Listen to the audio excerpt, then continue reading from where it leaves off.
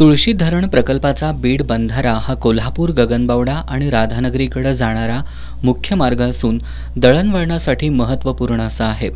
पण गेल्या काही दिवसांपासून सुरू असलेल्या मुसळधार पावसामुळे हा रस्ता बंद करण्यात आलाय. त्यामुळे दळणवळण आणि अत्यावश्यक सेवा ठप्प झाली आहे.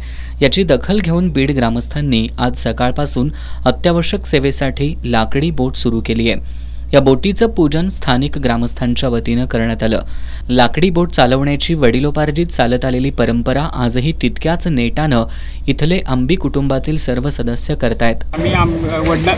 वडिलांपासून आमचं हे नावेचं काम आम्ही करतोय.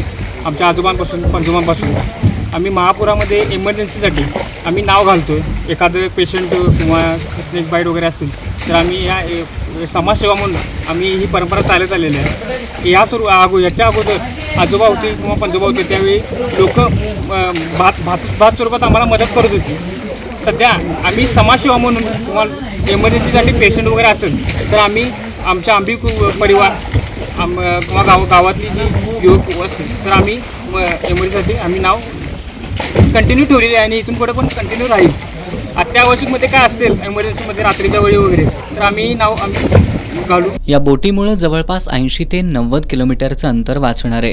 टीव्हीचा हा महापूर संपूर्ण परिसराला पाण्याने वेढा घातलेला आहे आणि जवळपास 250 ते 300 गावांना राधानगरी खोरा आणि इकडचा पन्हाळाचा खोरा आणि करवीरचा हा मधला भाग या बाजूला पूर्ण वाहतूक बंद झालेली आहे. त्यामुळं अत्यावश्यकमध्ये काही अडचणी असल्या रुग्णांच्या असतील, काही स्नेक बाईट असतील, काही दुर्घटना असतील त्यावेळी लोकांना पेशंट कोल्हापूरला नेणं अत्यंत जिक्रीच होतं. 4 ते 5 तास त्या ठिकाणी पेशंट कोल्हापूरला पोहोचण्यासाठी वेळ लागतो आणि ते सुद्धा अचानक ते सुद्धा रस्ते बंद झालेले काल पाहायला मिळाले आहे. म्हणून आम्ही बीडच्या ग्रामस्थांनी ही बोट बीड महे पुलादरम्यान चालू केलेली आहे आणि काही अडचणी भागातल्या असतील तर या ठिकाणी लोकांनी यावं.